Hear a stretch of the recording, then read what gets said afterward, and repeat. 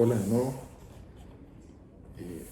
El presente tema, emplazamiento a huelga para la firma de un contrato colectivo de trabajo, pues fue uno de los ejes principales de la reforma constitucional y de la ley federal del trabajo que más adelante comentaremos. Previo a explicar de manera general el procedimiento de tal emplazamiento a huelga, es necesario poner en contexto y o evidenciar la problemática que hasta antes de la reforma del 1 de mayo de 2019 teníamos en México. ¿Qué pasaba? Sucedía que una empresa de cualquier tamaño que no tenía un sindicato con el que hubiera celebrado un contrato colectivo de trabajo, pues, hay que decirlo así, era presa fácil de chantajes y asedio por parte de cualquier sindicato que la podía emplazar a huelga, entendida esta como la suspensión temporal del trabajo por parte de una coalición de trabajadores. La emplazaba a huelga ante las juntas a fin de celebrar un contrato colectivo de trabajo. ¿Cuál era la característica principal de estas circunstancias? Bueno, es que ese sindicato ni siquiera tenía trabajadores de la empresa emplazada y aún así la legislación permitía emplazar la huelga. ¿Qué provocó? Bueno, pues que las empresas que eran sorprendidas de esa forma, sobre todo las chicas y medianas, aceptaran la firma de ese contrato, pues preferían someterse a ese sindicato extorsionador, digámoslo así, que arriesgarse a que se decretara la huelga y con la lentitud que caracteriza o caracterizaba esos procedimientos ante las juntas, pues ello podría implicar pues su cierre o la quiebra del negocio. Hay que decir también que una característica del servicio o beneficio que proporcionaban estos sindicatos extorsionadores al firmar un contrato con esa empresa era que pues solo se firmaba el contrato sin que generalmente los trabajadores se enteraran de su existencia. Y las empresas pues caían en el vicio de pagar una mensualidad, por así decirlo, al sindicato que en su momento le emplazó a huelga. Además, con ello, la empresa evitaba que en un futuro fuera de nuevo emplazada a huelga por un supuesto incumplimiento del contrato colectivo que celebraron. Parte de la problemática eran las facilidades que la Ley Federal del Trabajo daba a esos sindicatos, lo que provocó el nacimiento pues, de este tipo de sindicatos extorsionadores y permitió que muchas empresas fueran chantajeadas de esa forma.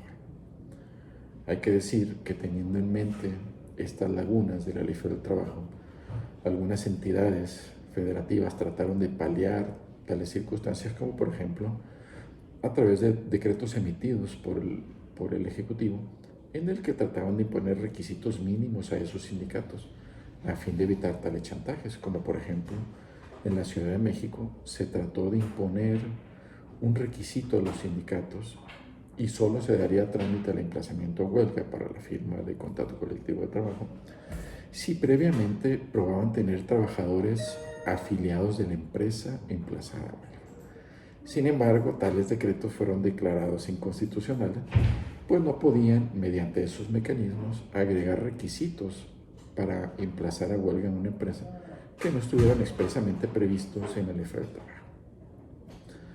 Es válido señalar que esta problemática se dio en su mayoría en empresas chicas y medianas, pues las grandes, mejor asesoradas y con mayores recursos económicos sobre todo, antes de sufrir un evento de esa naturaleza, decidían crear un sindicato de trabajadores, generalmente controlado por la propia empresa, y acudían ante las juntas a registrar un contrato colectivo de trabajo que de mutuo acuerdo habían celebrado. Estos contratos se denominan de protección y hay que decirlo así, pues aún existen en México.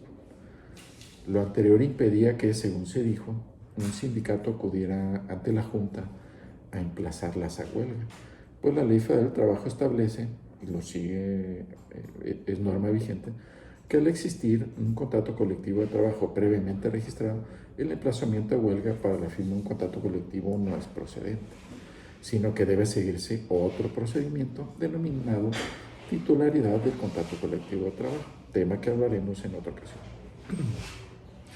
Lo anterior trajo como consecuencia también que una vez que esa problemática se agudizó y los patrones lograron ponerse de acuerdo para solicitar al Estado que interviniera a fin de minimizar esa problemática, en principio provocó que mediante reforma constitucional de 24 de febrero de 2017 se insertara un requisito para emplazar a huelga. Esto en la Constitución, consistente en que un sindicato, antes de emplazar a huelga a una empresa para la firma de un contrato colectivo, estaba obligado a acreditar que cuenta con representación de los trabajadores de la empresa emplazada. Ello también derivó en que posteriormente fuera reformada el 1 de mayo de 2019 la Ley Federal del Trabajo y se regulara esa disposición constitucional, la cual trajo consigo diferentes reglas, entre las cuales podemos decir que la Ley Federal del Trabajo señala que el patrón que emplee trabajadores miembros de un sindicato está obligado a celebrar con este, cuando lo solicite, un contrato colectivo de trabajo. Pero para ello, y aquí viene lo toral de la reforma, previamente el sindicato debe obtener del Centro Federal de Conciliación y Registro Laboral una constancia de representatividad. ¿Cuál es la característica, haciendo un paréntesis, de esta constancia? Pues con ella se demuestra que un determinado porcentaje de trabajadores de la empresa son miembros del sindicato y lo apoyan para solicitar la firma del contrato colectivo de trabajo. Del procedimiento para obtenerla hablaremos en otra ocasión. Así, en caso de que el patrón no acceda a firmar ese contrato colectivo de trabajo, podrá ser emplazado a huelga.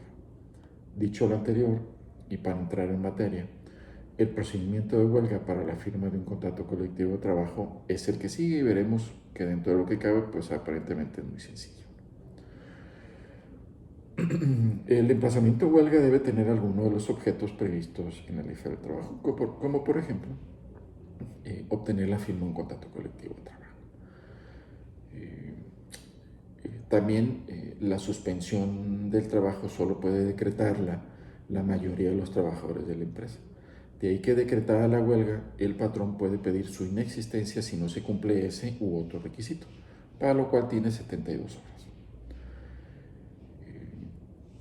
Con la solicitud de emplazamiento de huelga se presenta el pliego de peticiones del sindicato ante el patrón y se evidencia el propósito de ir a huelga si no se satisface. A dicho pliego de peticiones debe anexarse la referida constancia de representatividad. También en la petición de emplazamiento de huelga debe avisarse la fecha en la que se suspenderán labores si no se atiende o si no se firma el contrato colectivo de trabajo. Y bueno, pues este aviso debe darse al menos con 6 días de anticipación a la fecha señalada para ello y 10 días si se trata de servicios públicos.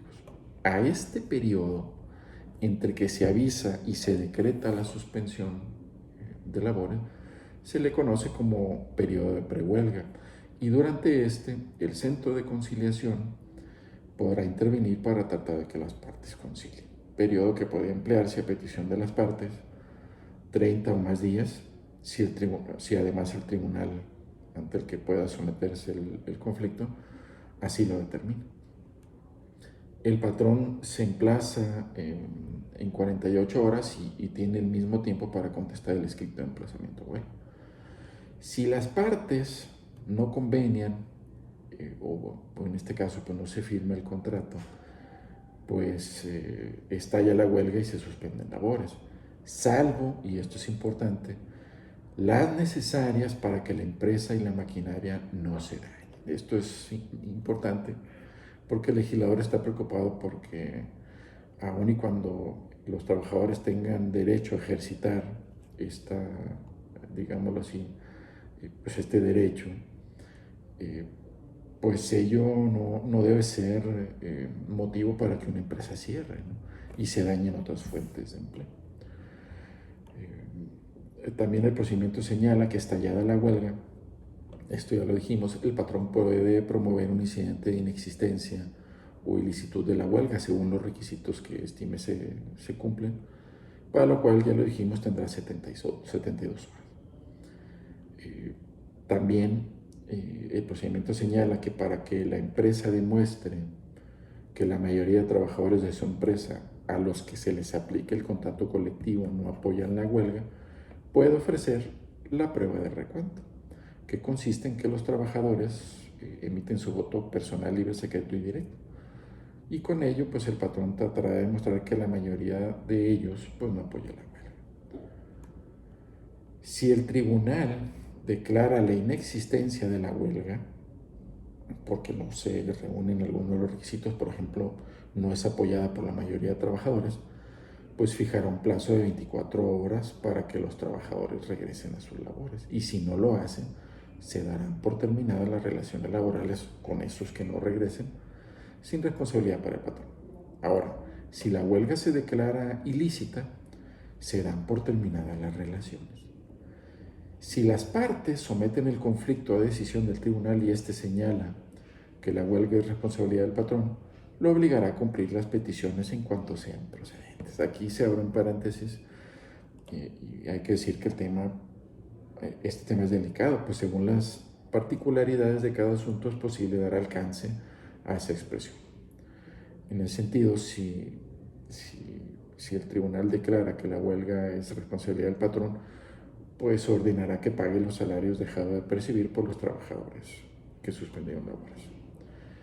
Así, en términos muy generales, pues estas son las etapas que componen un procedimiento de emplazamiento de huelga para la firma de un contrato colectivo de trabajo.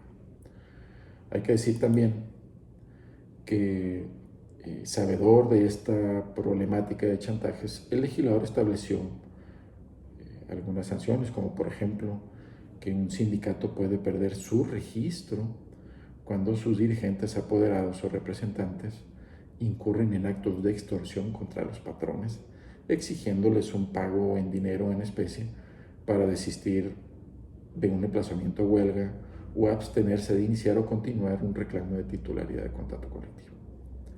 Como pudimos ver, el procedimiento de emplazamiento a huelga para la firma de contrato colectivo de trabajo tiene sus peculiaridades y la principal es, como dijimos, que las empresas, a partir de la reforma de la Ley del Trabajo del 1 de mayo de 2019, están protegidas para evitar ser chantajeadas por un sindicato que pues, no tiene trabajadores afiliados a esa empresa.